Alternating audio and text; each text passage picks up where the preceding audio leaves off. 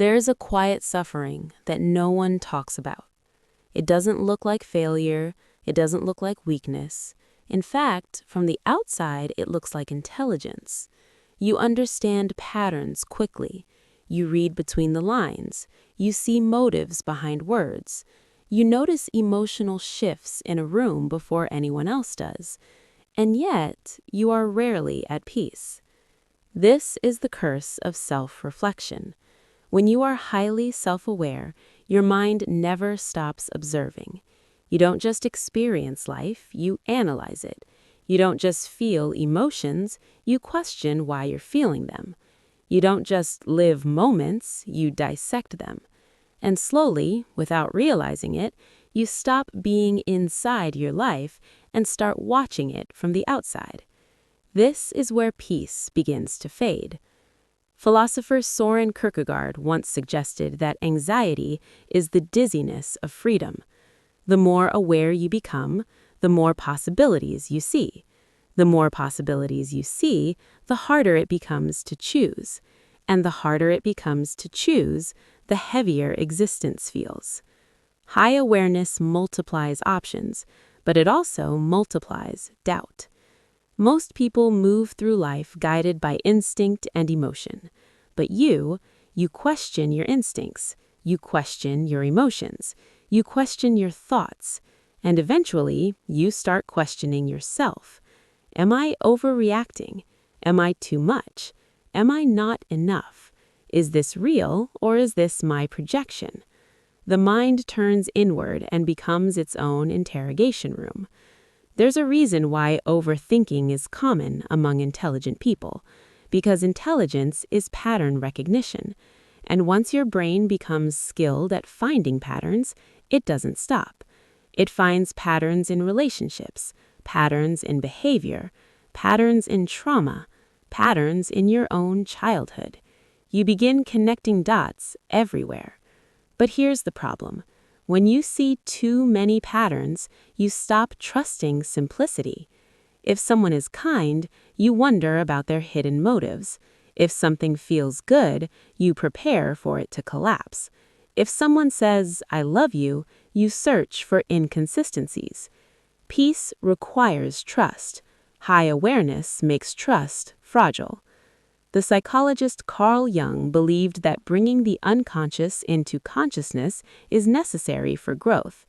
But he also warned that confronting your shadow is destabilizing. When you become deeply self-aware, you don't just see your strengths, you see your insecurities, your jealousy, your ego, your selfishness, your contradictions.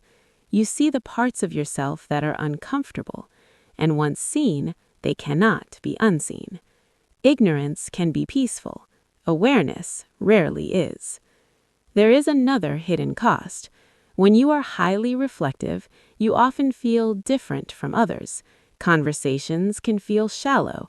Small talk can feel exhausting. Surface-level interactions feel meaningless. You crave depth, but depth is rare. And so you oscillate between craving connection and feeling disconnected. You are surrounded by people, yet internally alone. Not because you are superior, but because your mind doesn't rest at the surface. French philosopher Jean-Paul Sartre wrote that we are condemned to be free. Freedom sounds beautiful until you realize it means responsibility. When you are self-aware, you can't blame ignorance anymore. You know when you are self-sabotaging. You know when you are procrastinating. You know when you are choosing comfort over growth. And that knowledge creates pressure. Because once you see the better version of yourself, you feel guilty for not becoming it fast enough. This is why highly self-aware people often struggle with peace. They don't lack intelligence. They lack rest. Their mind is always evaluating. Even during happiness, there's a quiet observer whispering, "How long will this last? Is this real? Are you doing enough?" Joy becomes analyzed. Love becomes evaluated. Life becomes measured. And peace slips away quietly. But here is the paradox. the same awareness that creates suffering is also the doorway to freedom. Because awareness is not the problem, attachment to every thought is. You can be aware without believing every thought. You can observe without judging. You can reflect without attacking yourself. This is the shift, from analysis to acceptance. Peace does not come from thinking less. It comes from fighting your thoughts less. It comes from realizing that not every pattern needs decoding. Not every emotion needs a thesis. Not every silence needs interpretation. Sometimes life is just happening, and sometimes that is enough. High awareness is not a curse. Untrained awareness is. When awareness is guided by compassion instead of criticism, it becomes wisdom. When reflection is paired with gentleness, it becomes growth. When intelligence is balanced with surrender, it becomes peace. So if you often feel mentally exhausted, if you feel like your mind never turns off, if you feel like you understand everything yet struggle to feel calm, there is nothing wrong with you. You are not broken. You are simply aware. And now the next step is not to think more, it is to soften, to allow, to breathe, to experience life without dissecting it. Because the goal of awareness was never endless analysis, it was inner freedom.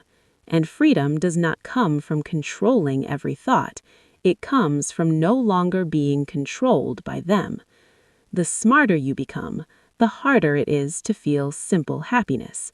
But the wiser you become, the simpler life feels again.